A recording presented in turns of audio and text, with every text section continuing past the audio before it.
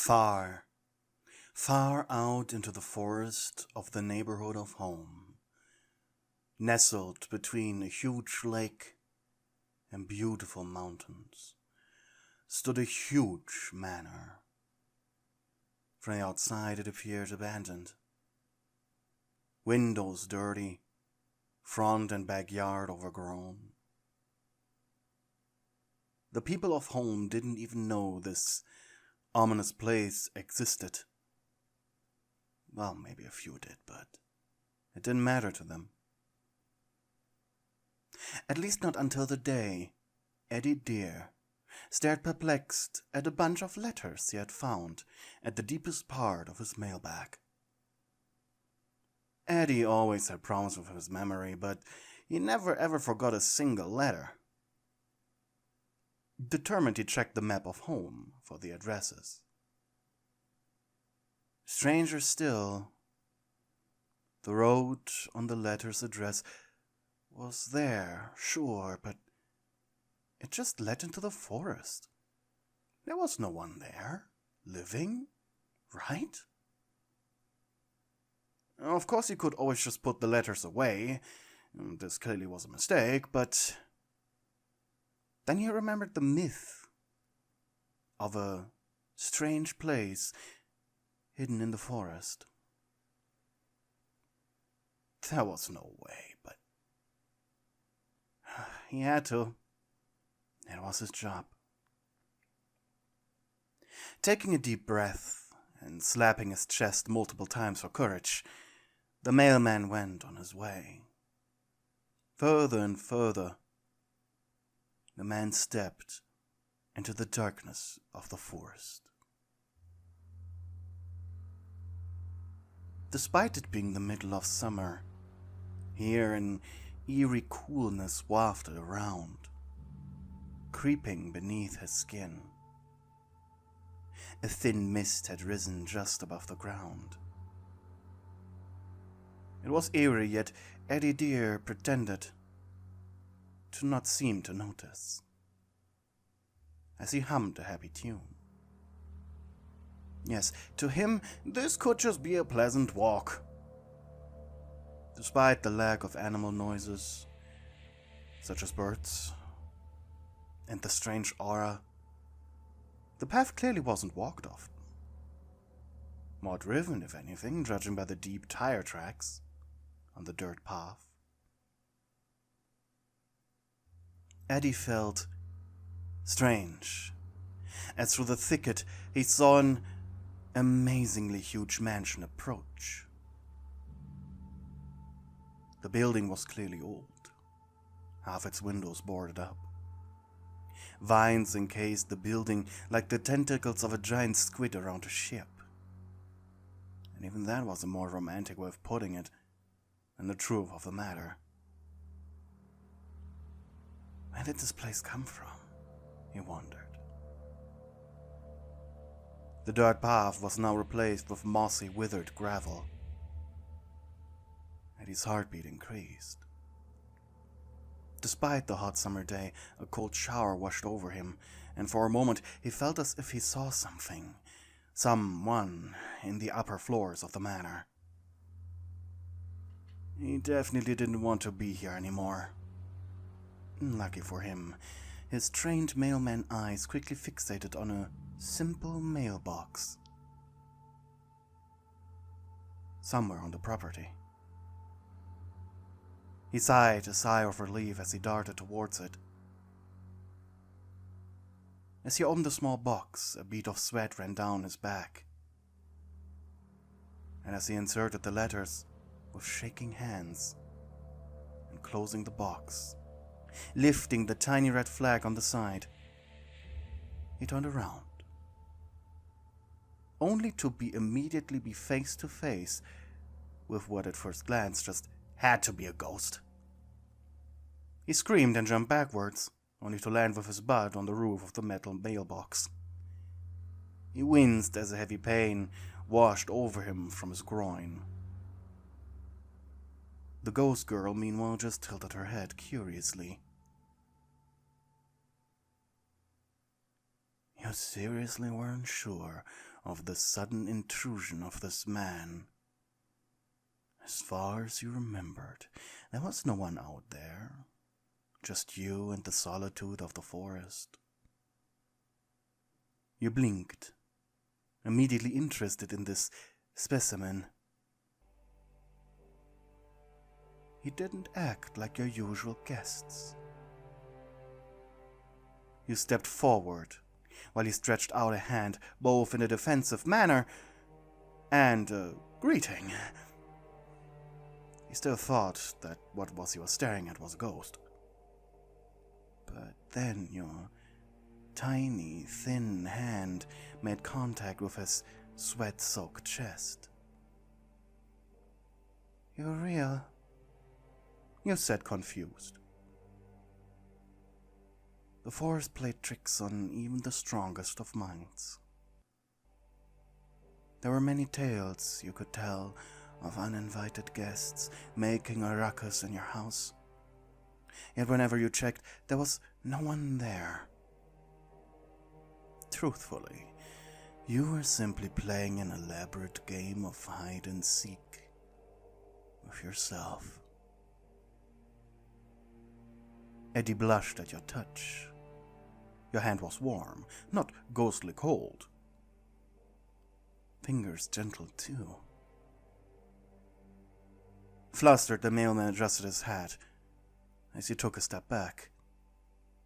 He slowly jumped off the mailbox before introducing himself. "Name's Eddie Dear, mailman by trade." He smiled.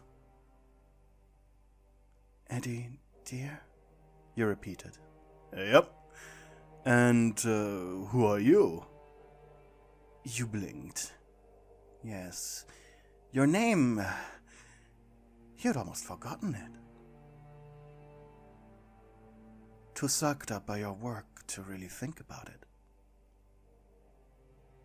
Clarissa von Pappenheimer. Clarissa von Pappenheimer, you said truthfully. I am a worldologist. I study the flora and fauna of the forest, as did my father and my father's father before me. You looked at the ground for a moment. Something woke me up. Thought I heard a window break somewhere. Or maybe a door open. You looked up at your home. The manor. This house is huge, with tens of rooms that I haven't looked at in a long, long time. I've been feeling so exhausted.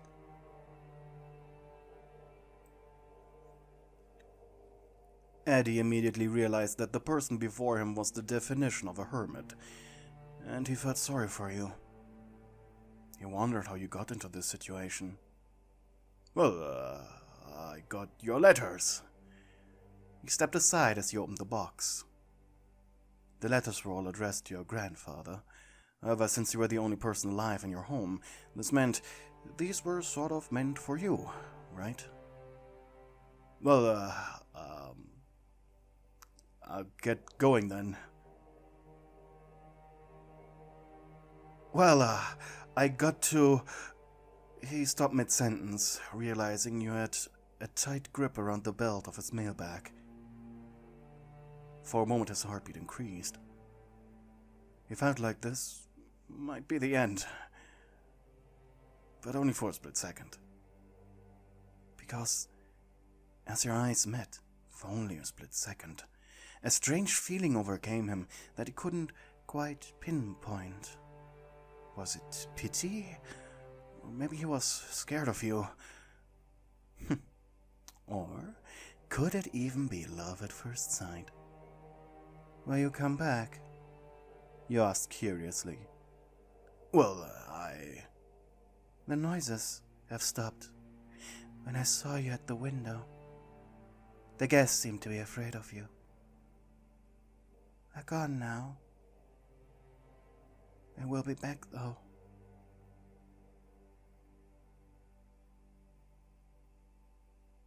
I always make so much noise. I cannot sleep unless all lights in my house are turned on. And they're quiet. Eddie felt bad leaving you behind. But at the same time, he really didn't want to be in that building's shadow during sunset. Tell you what, Clarissa von Poppenheimer, said Eddie. Next time you have a letter you need delivered, I will come and pay you a visit. You blinked. To deliver it? To deliver it, yes. You fell silent, and uncomfortably Eddie shifted. You still had an inhumanly tight grip around his belt. Very well, Eddie dear, the mailman. You let go, and Eddie took a few steps forward, sighing in relief, though as he turned around to bid you farewell, all he saw was your white nightgown vanish into the darkness of your manor. The door falling shut only seconds later.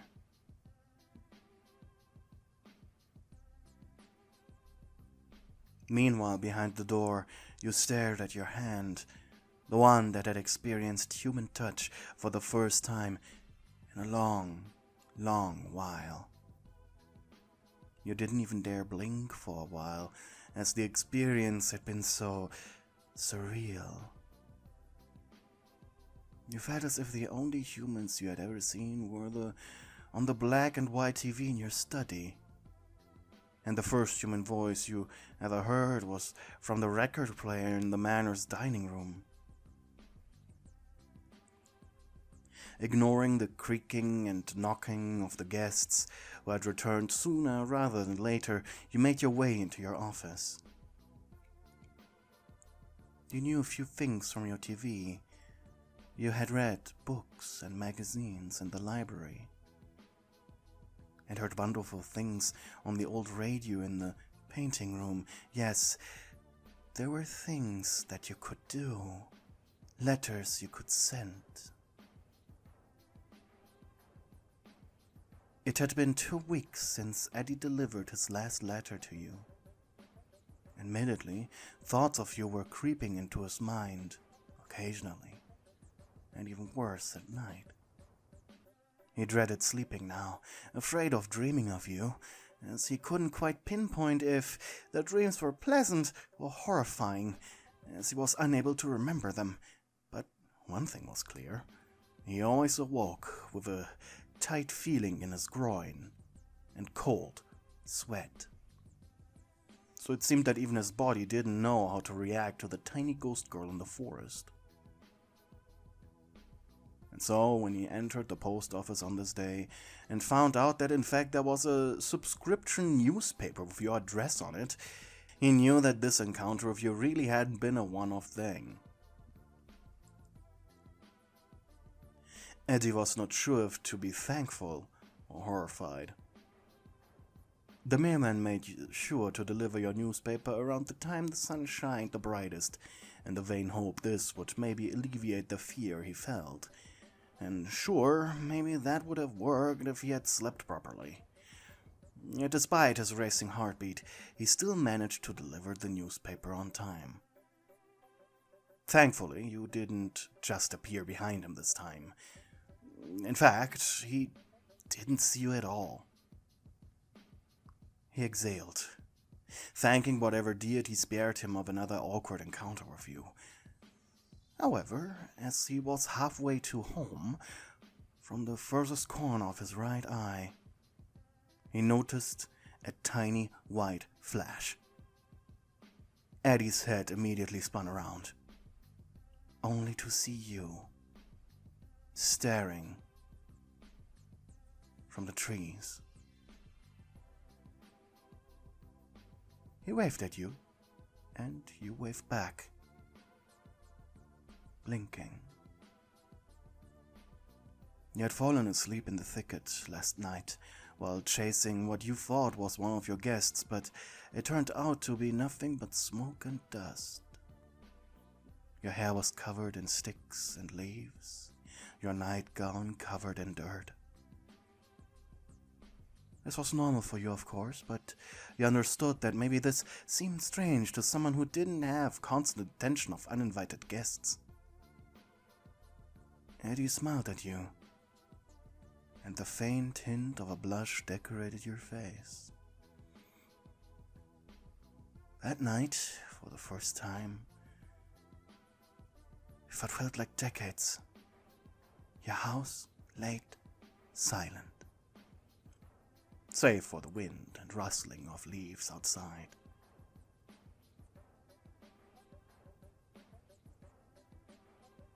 The next time Eddie dear needed to head out to your manor, there had been a whole stack of magazines and papers waiting for him, all of them for you.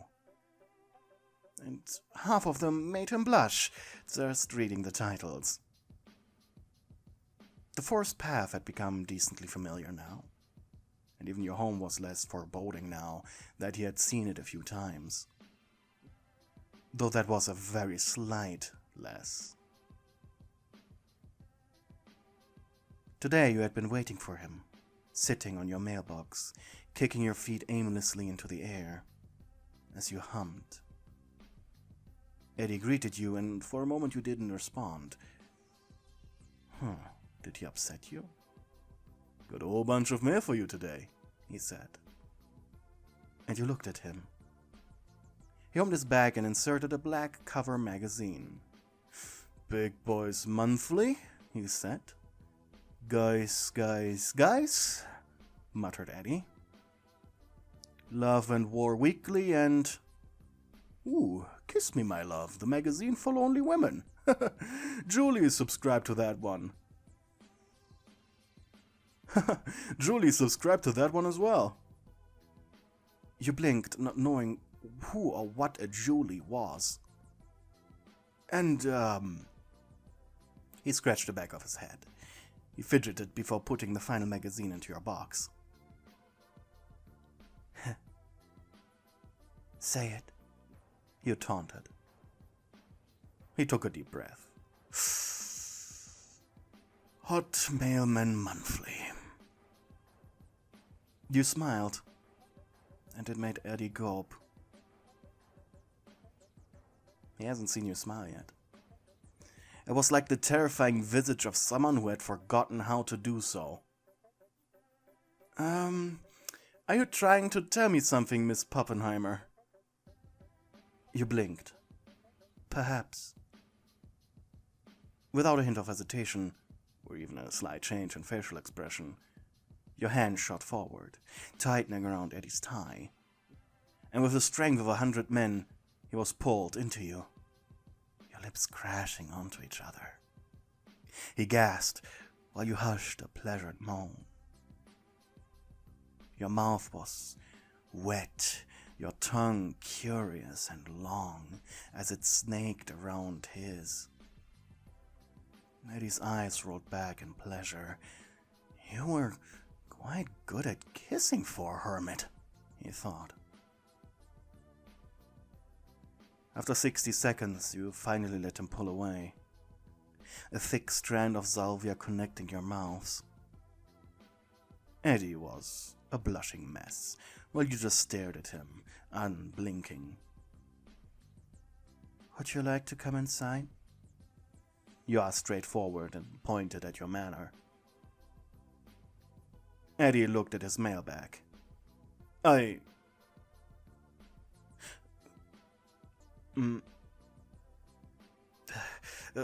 You know what?